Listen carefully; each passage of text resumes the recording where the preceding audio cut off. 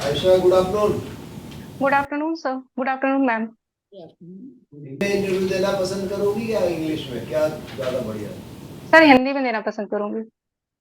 हिंदी में। हो कहाँ पे आपको अभी आप? सॉरी सर, आवाज क्लियर नहीं आ रही है। अच्छा।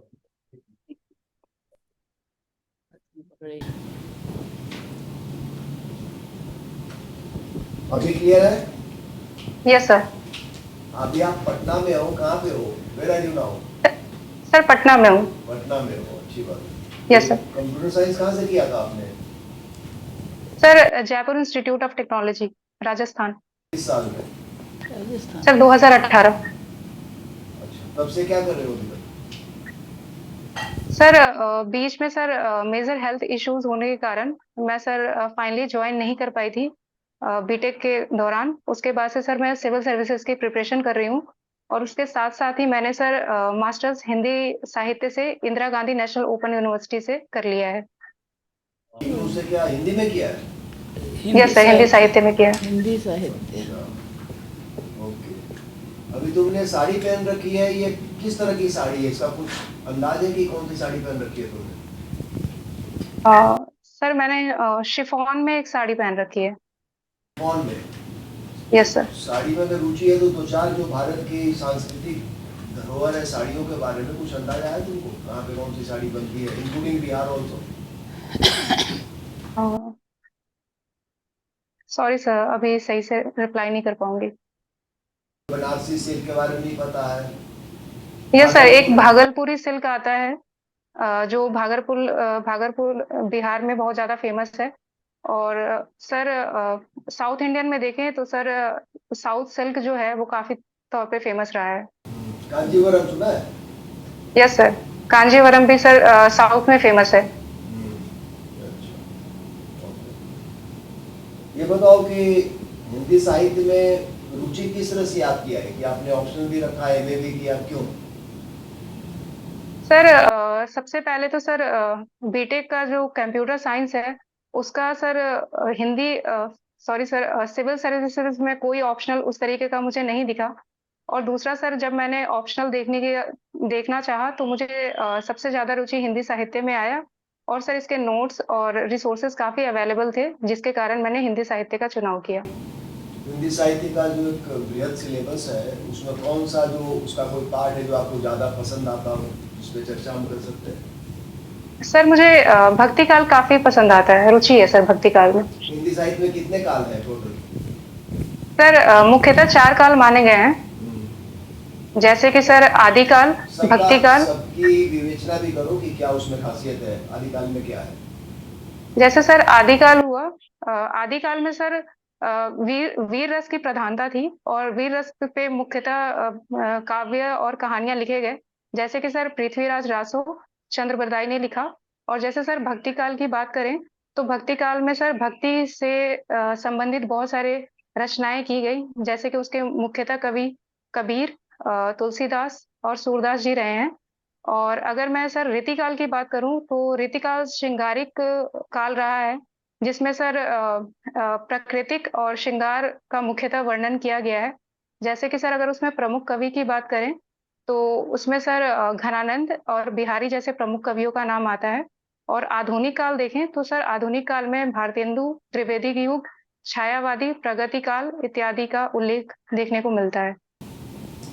भारतीय साहित्य का हमारे नेशनल मूवमेंट में, आजादी की लड़ाई में कोई योगदान रहा है क्या?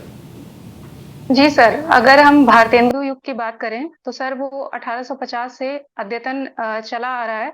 और जिसमें सर भारतेंदु हरिश्चंद्र का काफी योगदान रहा है। जैसे कि सर उन्होंने एक भारत दुर्दशा लिखी और एक भारत भारती लिखी, जिसके सर कुछ पंक्तियां इस तरीके से हैं कि सर ब्रिटिश शासन काफी उस समय प्रबल रहा हमारे भारत में, जिसके दौरान उन्होंने हमारे भारतीयों को जगाने का प्रयास कुछ इस पंक्ति के द्वारा किया है कि सर उन्होंने कहा कि टिक्कस की आफत आई, हा हा भारत दुर्दशा न देखी जाए। तो इस तरीके का उल्लेख भारतेंदु के काव्य रचनाओं में देखने को मिलता है। तुमने रश्मि रथी पढ़ी है? सर पढ़ी नहीं है, नाम सुना है। सिलेबस में नहीं था पढ़ने के लिए? सॉरी रश्मि सर, नहीं रश, सर सिलेबस में नहीं था। जयशंकर प्रसाद की और कोई रचना नहीं पढ़ी है? दिनकर की, सॉरी। सर दिनकर की पढ़ी है।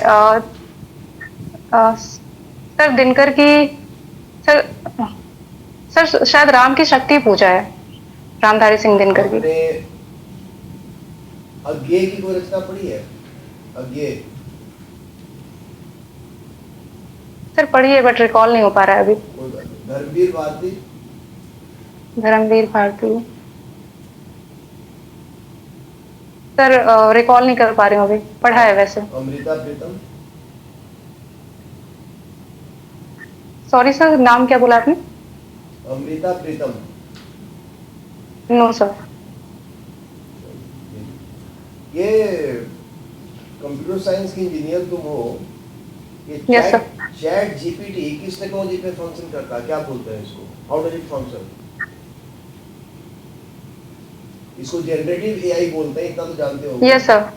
यस सर, ये ओपन यूएसए बेस्ड एक ओपन एआई करके कंपनी है। उन्होंने इसका एस्टैब्लिशमेंट करा और ये सर आर्टिफिशियल इंटेलिजेंस पे वर्क करता है। जैसे कि सर चैट जीपीटी में अगर हम कुछ भी प्रोसेसिंग करना चाहें, जैसे कि सर हमें कोई घरेलू कार्य हो या फिर सर हमें किसी भी तरीके की इंफॉर्मेशन जाननी हो तो चैट जीपीटी के माध्यम से हम प्राप्त कर सकते हैं। तो वो तो ठीक है, बट तुम उसका ये नहीं बता पा रही हो जो टेक्नोलॉजी है। दूसरा चीज बताओ, इंजीनियर हो, क्वांटम कंप्यूटिंग क्या होता है? What is quantum computing?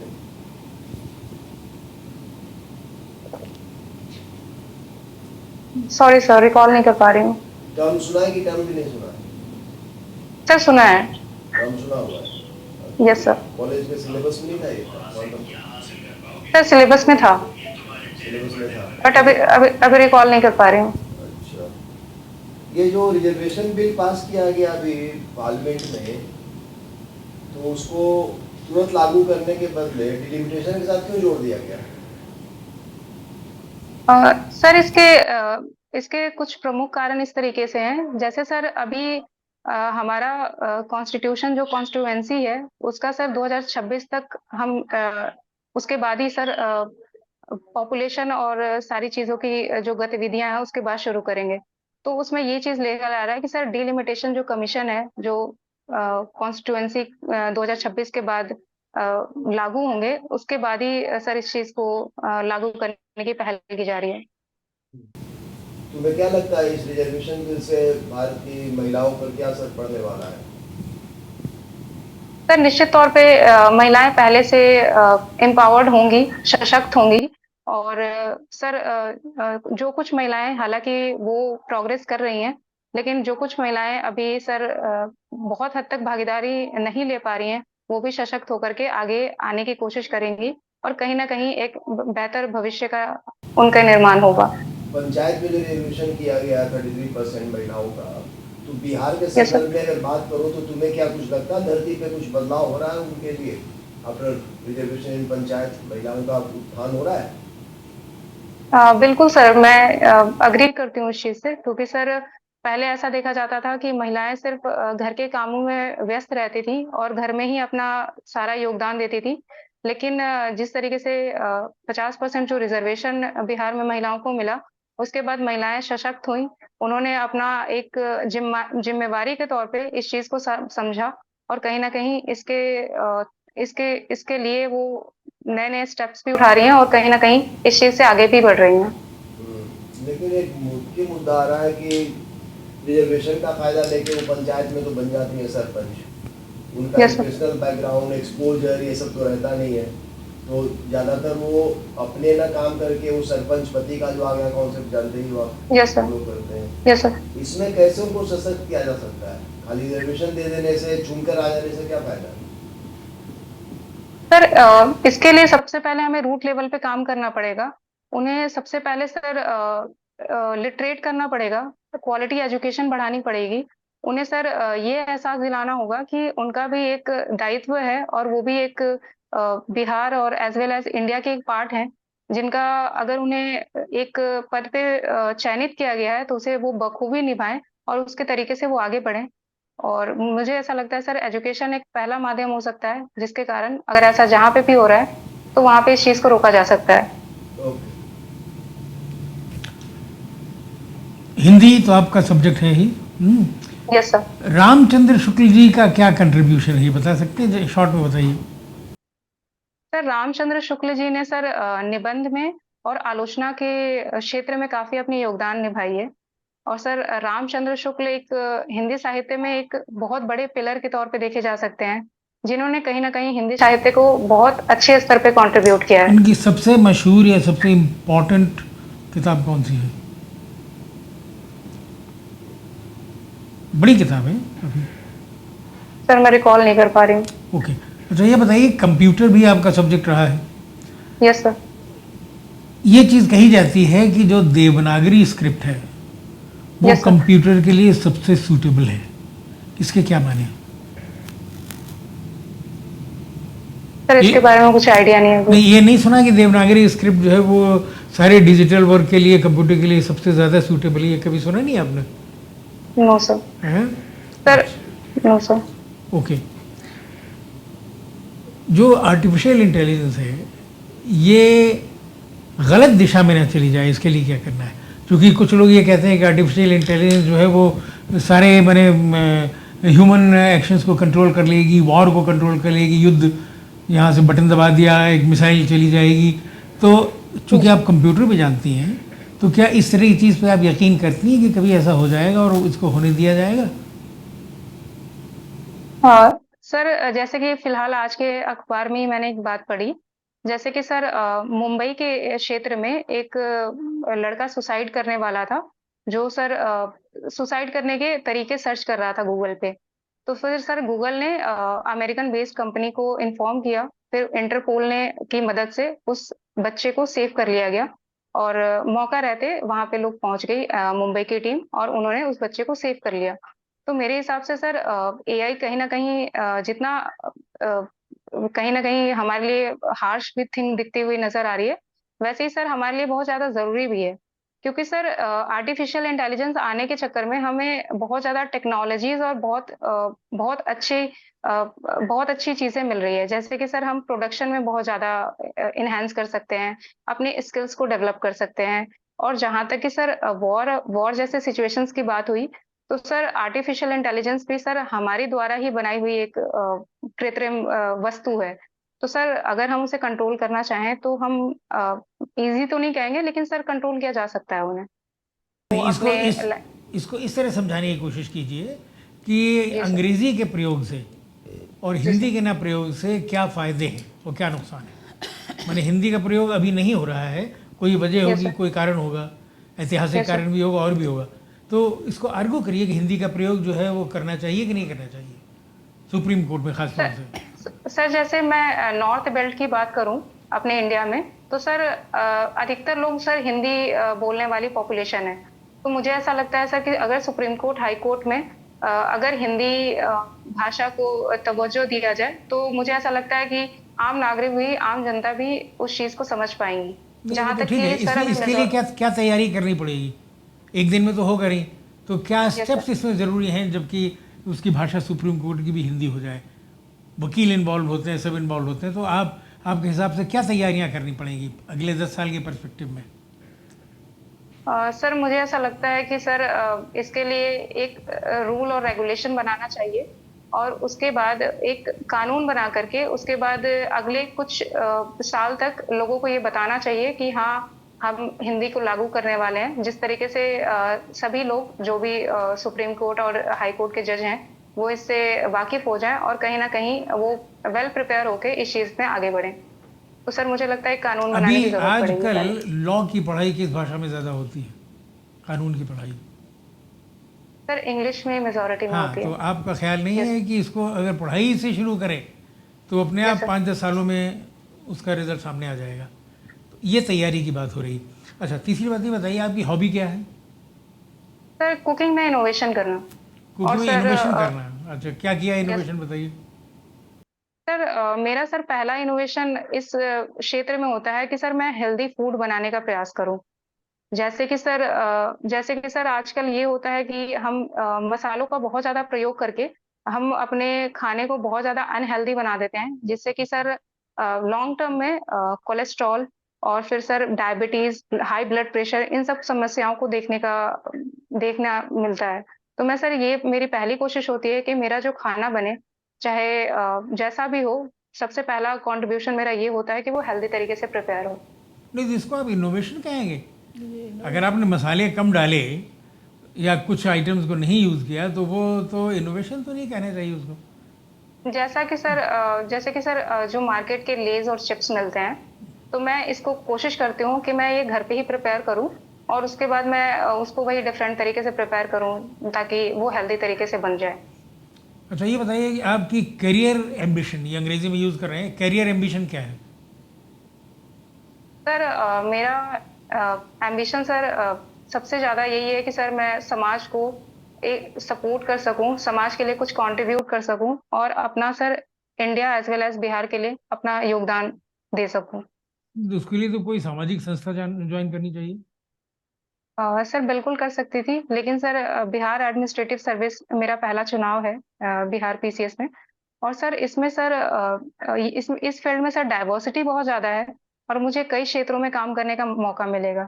जैसा कि सर लॉ एंड ऑर्डर पे काम कर सकती हूँ, डायरेक्ट शिकायतों का समाधान कर सकती हूँ, जो राहत कार्य पहुंचाए जा रहे हैं उनकी निगरानी कर सकती हूँ। तो इन सब कार्यों की वजह से मुझे ऐसा लगता है कि सर मुझे यहाँ पे कार्य क्षेत्र में काफी मौका हाँ मिलेगा।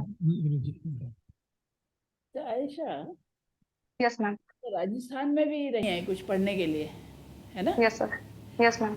अच्छा, आप बताइए कि राजस्थान और बिहार में दोनों जगह का ज़रा कंपैरिजन करिए कि महिलाओं की, लड़कियों की स्थिति के बारे में, उनकी कंडीशन के बारे में। मैम, जहाँ तक कि राजस्थान में मैं महिलाओं की कंडीशन देखूं, तो वहाँ पे मैम पहले के स्तर पे, जहाँ तक मैं 2016 और 18 की बात करूं, तो वहाँ पर मैम मुझे बिहार के कंपैरिजन में लड़कियां ज़्यादा लिटरेट और पढ़ी लिखी दिखी।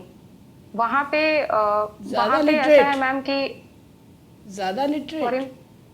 यस मैम, पढ़ी लिखी मुझे वहाँ ज़्यादा दिखी हाँ। In comparison to Bihar. अच्छा। और दूसरा ये है मैम कि वहाँ पे इंडिपेंडेंसी बहुत ज़्यादा है। वहाँ की महिलाओं को रोजगार के अवसर भी हैं, और कहीं ना कहीं परिवार वाले उन्हें बढ़ चढ़ के किसी चीज़ में, किसी भी कोई भी प्रोग्राम हो या कोई भी फंक्शंस या कुछ भी हो, जैसे स्कूली कोई प्रोग्राम भी हो, उनमें बढ़ चढ़ के वो योगदान देते हैं, पार्टिसिपेट करवाते हैं। जबकि मैंने बिहार में बहुत पूरे लेवल पे बिहार में बात नहीं करूं, लेकिन मैम अभी रूरल बैकग्राउंड में ये देखा जाता है कि महिलाओं को इतनी तवज्जो नहीं मिलती है जितनी उनको मिलनी चाहिए। इस तरीके का मैंने सिचुएशंस देखा है। पेशेंट देखा है, पर भ्रूण यस हत्या क्या वहाँ ज़्यादा है, यहाँ ज़्यादा है? कौन से जगह ज़्यादा है?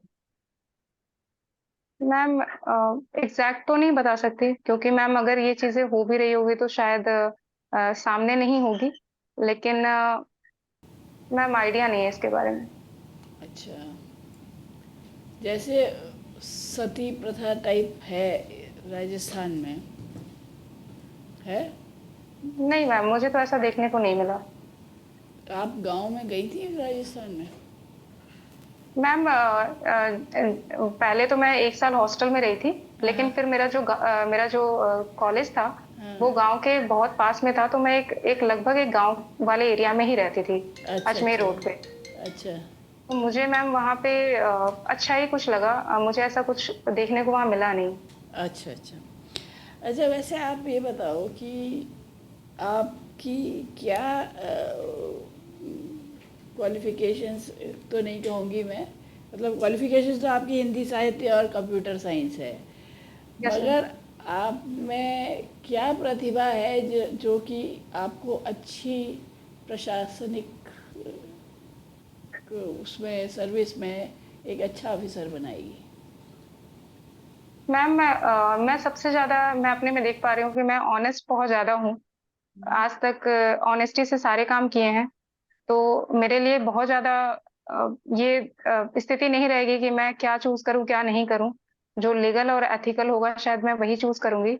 दूसरी बात मैम, मेरे अंदर इमोशनल इंटेलिजेंस साहित्य पढ़ने के बाद आ चुका है, जिससे कि मैम सिर्फ संवेदनाओं में बह करके मैं कोई डिसीजन नहीं लूंगी।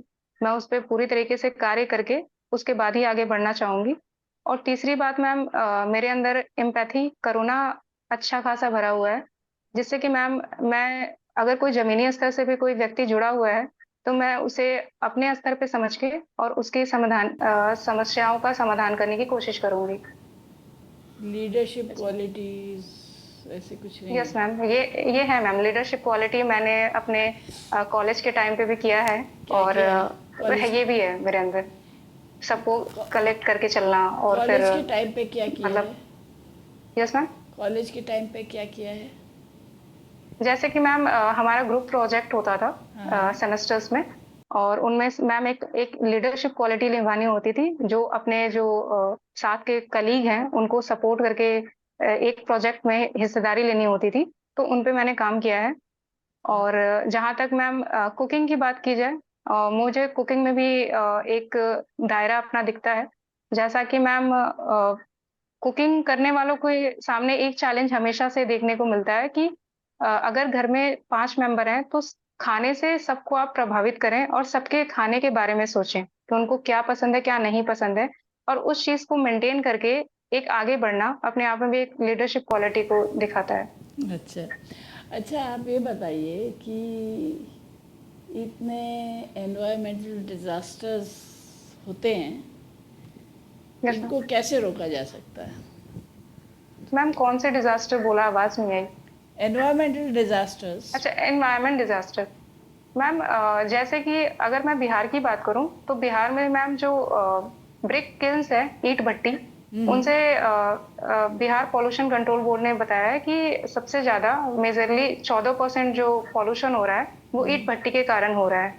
तो मैम इसका मैं कंप्यूटर साइंस यूज करके एक सेंसर का यूज कर सकती हूँ, जिससे मैम जहां भी ये पॉल्यूशन का खतरा दिखे या पॉल्यूशन होता हुआ नजर आए, तो मैम उस चीज को कंट्रोल किया जा सकता है और उस चीज को रोका जा सकता है।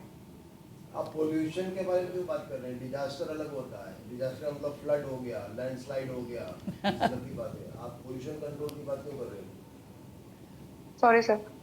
सर अगर फ्लड की बात की जाए तो सर बिहार के 38 डिस्ट्रिक्ट में से एक 31 डिस्ट्रिक्ट ऐसे हैं जहाँ फ्लड की समस्याएं देखने को मिलती हैं, और हमारा बिहार 73% के लगभग फ्लड में डूबा रहता है।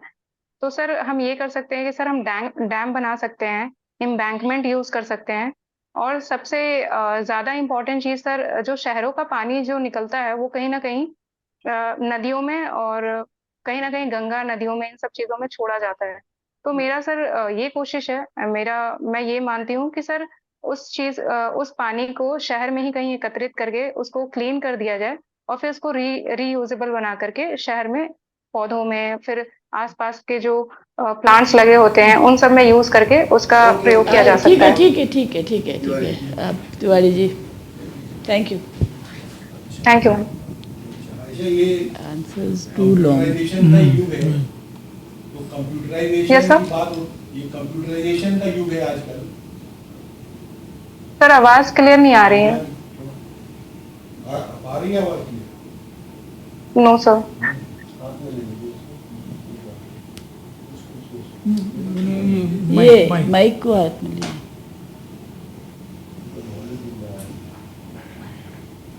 हाँ, अब आ रही है आवाज? हेलो? नो सर, मतलब थोड़ी हल्की आवाज आ रही है सर।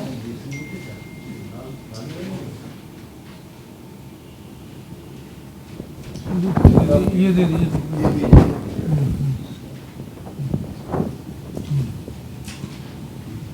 हेलो? हाँ, अब आ रही है आवाज? यस सर, यस सर, जब नहीं, मैं ये कह रहा था कि अब ये कंप्यूटराइजेशन का युग है आजकल, यस सर। और साथ में डिजिटाइजेशन की बात होती है, तो कंप्यूटराइजेशन Yes. और डिजिटाइजेशन एक ही चीज है या फिर इनमें कोई फर्क है?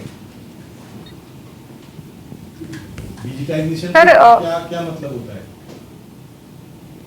सर इसके हम पार्ट कह सकते हैं, इन दोनों को एक दूसरे का पार्ट कह सकते हैं। जैसे सर कंप्यूटराइजेशन की बात करते हैं तो सर कंप्यूटर बेस्ड जो भी हम वर्क करते हैं, जैसे कि sir input output software hardware के थ्रू जो काम करते हैं उसको कंप्यूटराइजेशन कह सकते हैं। लेकिन सर डिजिटलाइजेशन उसी का सर एक फॉर्म कह सकते हैं, जिसमें सर उसका प्रयोग करके हम डिफरेंट डिफरेंट कार्य कर सकते हैं। जैसे कि सर डिजिटलाइजेशन में गए हैं, जैसे सर हेल्थ सेक्टर में जैसे हम ड्रोन का प्रयोग करते हैं और सर सीसीटीवीज का यूज करते हैं, तो इन सब का प्रयोग हम डिजिटलाइजेशन के रूप में कर सकते हैं। नहीं, इसमें जो जो टर्म आता है डिजिट, उससे कुछ समझ में आता है क्या, उसका मतलब क्या है? Yes sir. सर मैं बहुत श्योर नहीं हूँ इस चीज़ के बारे में। साथ में इंफॉर्मेशन टेक्नोलॉजी की बात होती है, तो उसका कुछ Yes, आइडिया है sir. कि उसका क्या महत्व है और उसका कितना योगदान है हमारे विकास में? इंफॉर्मेशन टेक्नोलॉजी किस तरह बिल्कुल से सर। विकास को प्रभावित करती है? जिस तरीके से हमारा देश डेवलपिंग से डेवलप्ड बनने की कोशिश कर रहा है, तो उसमें सर टेक्नोलॉजी बहुत बड़ा माध्यम बन सकता है, क्योंकि सर जिस तरीके से हम बाहर के देशों की बात करें, यूएसए, चाइना, तो सर इन्होंने काफी हद तक, जैसे जापान की बात करें तो उन्होंने काफी हद तक इन पे काम किया है।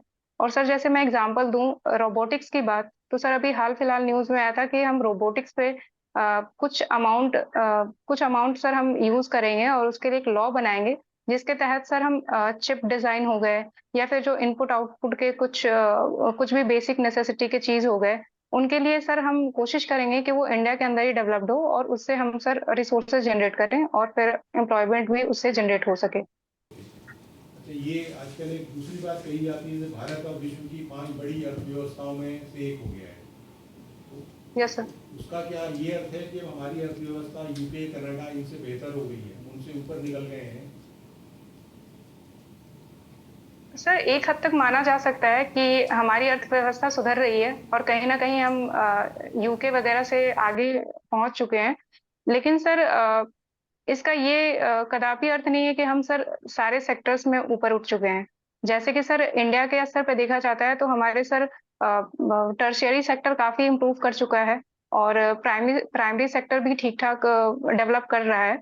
लेकिन सर हमें सेकेंडरी सेक्टर पे कार्य करने की जरूरत है और उसे भी कहीं ना कहीं बूस्ट करने की जरूरत है, जिससे कि सर हमारा ओवरऑल डेवलपमेंट हो सके। एक दूसरी बात आती है आजकल फ्रीबीज का जो कॉन्सेप्ट है, जिसको कुछ लोग Yes, sir. क्रिटिसाइज करते हैं कि ये गलत है, तो आपका क्या क्या मत है कि सारी फ्रीबीज गलत हैं या फ्रीबीज का कोई महत्व है व्यवस्था में?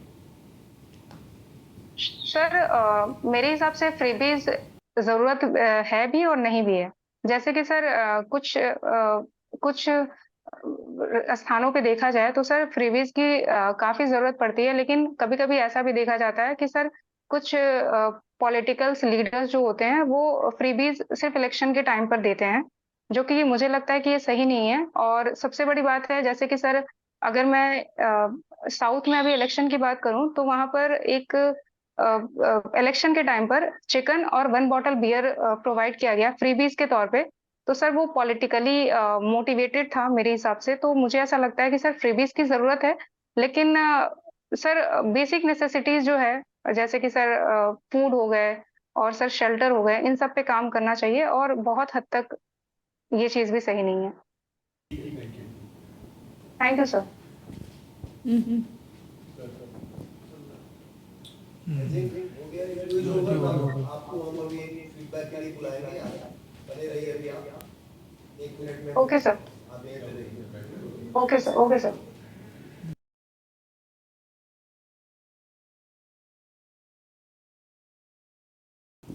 तुम्हें कैसा प्रतीत हुआ इंटरव्यू के दौरान?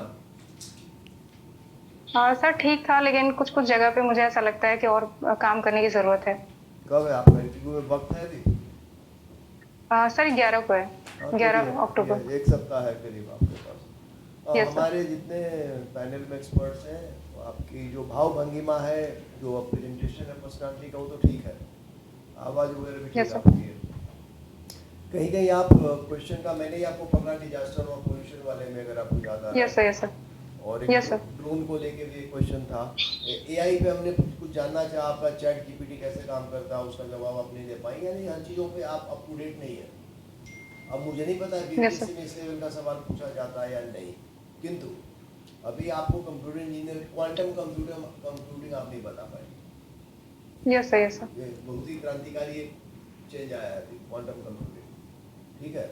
तो इन सब चीज़ों को आप अपने एरिया में एकदम बेसिक चीज़ों को बनाइए, 5-6 मुद्दे बनाइए, वर्टिकल बनाइए कि हमें कंप्यूटर इंजीनियरिंग से पूछा जा सकता है, आर्टिफिशियल इंटेलिजेंस से पूछा जा सकता है। बिहार पे तो सवाल ही सवाल होंगे, चूंकि आप महिला है तो Yes, महिला sir. महिला को लेकर के सवाल उठेंगे उठेंगे महिला इन्वायरमेंट के बारे में।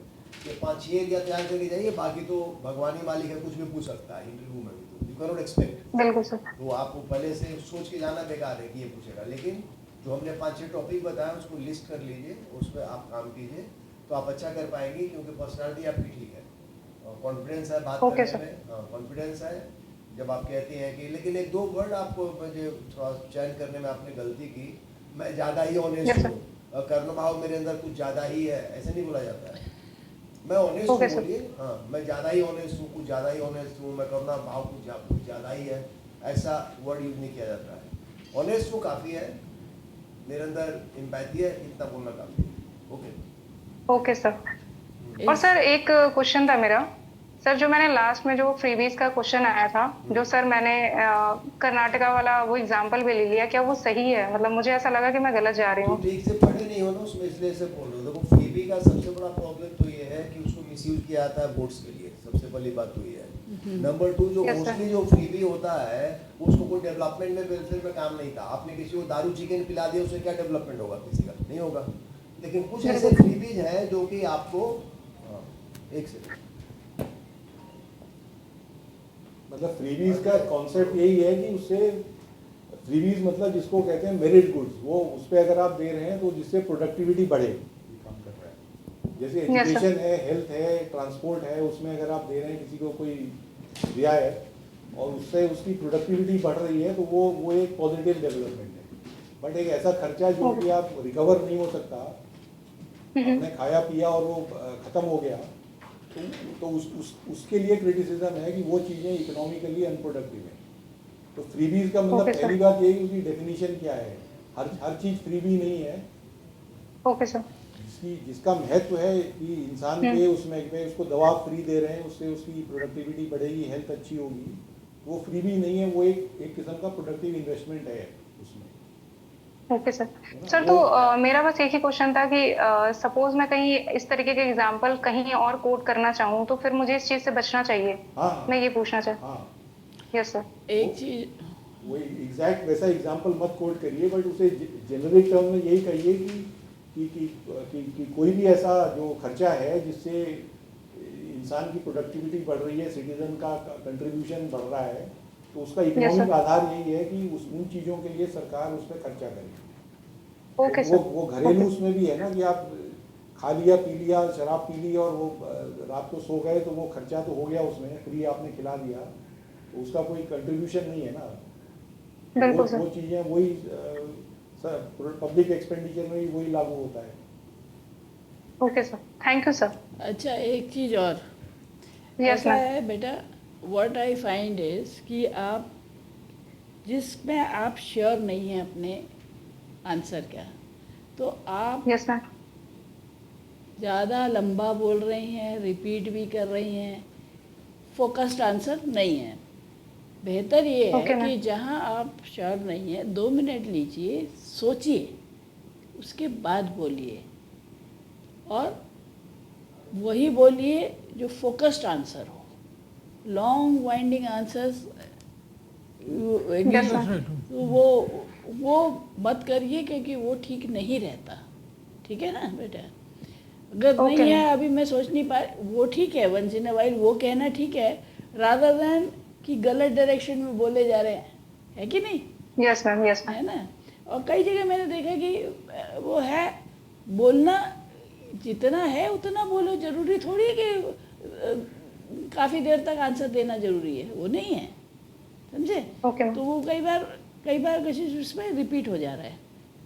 बाकी यस मैम, ये ऑब्जर्व किया है मैंने भी। ये तुमने भी किया है ना, तो बस Yes, ma'am. उसके ध्यान दो। और बाकी तुम जिस तरह से तुम प्रेजेंटेशन देती हो वो बहुत अच्छा है, अदरवाइज जैसे पर्सनैलिटी तुम्हारी बहुत अच्छी है ना? थैंक यू तो मैम। उसमें कोई प्रॉब्लम नहीं है, केवल ये चीज़ पर ज़रा ध्यान दे देना, ठीक है? ओके ठीक है, नहीं ये बिल्कुल सही पॉइंट है, मैंने भी यही नोटिस किया है कि आप एक पहले क्वेश्चन को समझिए, उसकी मेन जो क्रक्स है उसको पकड़िए और उसको जवाब दीजिए।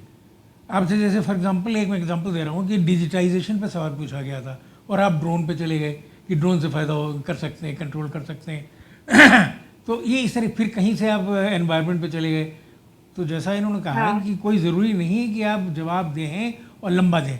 एक्चुअली इंग्लिश में कहते हैं the precise answer is the better answer. और वो Okay, sir. वो it should make it A point. ये नहीं होना चाहिए कि बोलते ही जा रहे हैं।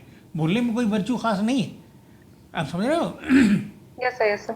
अदरवाइज पर्सनालिटी आपकी अच्छी है, डिलीवरी अच्छी है, बोलने का तरीका अच्छा है, वॉइस क्वालिटी अच्छी है, मॉड्यूलेशन अच्छा है, ओवरऑल प्रेजेंस अच्छी है आपकी, वो सब कुछ ठीक है।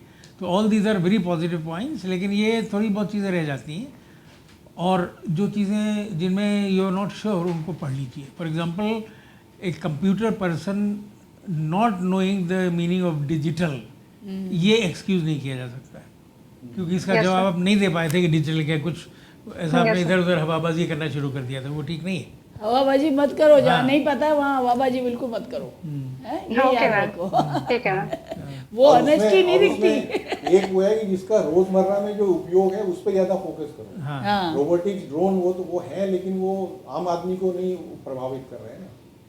भाई जैसे बैंकिंग है, जो और सुविधाएं हैं जिसमें हेल्थ है, जिसमें आम आदमी रोज जिससे आमना सामना हो रहा है, जिससे उस पर असर पड़ रहा है, तो वो विकास में उसके ज़्यादा फायदा कर रहा है ना। ड्रोन और ये तो साइंटिफिक रिसर्च के स्टेज में है, कहीं उसका स्ट्रे यूज हो रहा है, तो वो है important। प्रैक्टिकल चीज़ों में जो रोज़मर्रा की जो फाइनेंशियल ट्रांजेक्शन है, हाँ, यस सर। ये सबसे ज़्यादा है, जो डेली और भी जिसमें ट्रांजेक्शन होता है, they are better examples. Ma'am एक क्वेश्चन था, जैसे आपने वो पूछा था वेमेन के बारे में, कंडीशन राजस्थान और बिहार के कंपैरिजन में, तो मैम मुझे ऐसा फील हुआ कि मैं बिहार को कुछ ज़्यादा ही लो पॉइंट दिखा रही हूँ, तो ये चीज़ें सही है या फिर देखो मतलब ऐसा कैसे है, इसका पॉइंट करना चाहिए? देखो तुम राजस्थान में भी रही हो और बिहार से Yes. भी हो, यस तो मैम, दोनों का कंपैरिजन का क्वेश्चन तो आ ही सकता है, इसका प्रश्न तो आएगा ही। बिल्कुल मैम। अब जो है आप इनके पैरामीटर्स अवेलेबल होते हैं सब जगह, बिल्कुल मैम। गूगल में अवेलेबल होंगे, अदरवाइज ऑल्सो। तो आप दोनों के कंपैरेटिव पैरामीटर्स देखिए जो छपे हुए मैम हैं। अगर तो छपे हुए पैरामीटर्स से आपको एक तरह की कंडीशन का पता लगता है। आवाज गई है ना, है, क्या बोला बेटा? तुम्हारी जैसे आवाज मैम चली। बिहार किसी टाइम पे जैसे किसी सिचुएशन में लो दिख रहा है इन कंपैरिजन टू राजस्थान, तो ऐसे कुछ डिमेरिट वाले तो कोई इशू नहीं है ना कि वहाँ पे कुछ? ऐसी कोई इश्यू नहीं है, सच तो बोलो, इसमें Yes, ये ma'am. मत करो, है ना भाई। Yes, ma'am.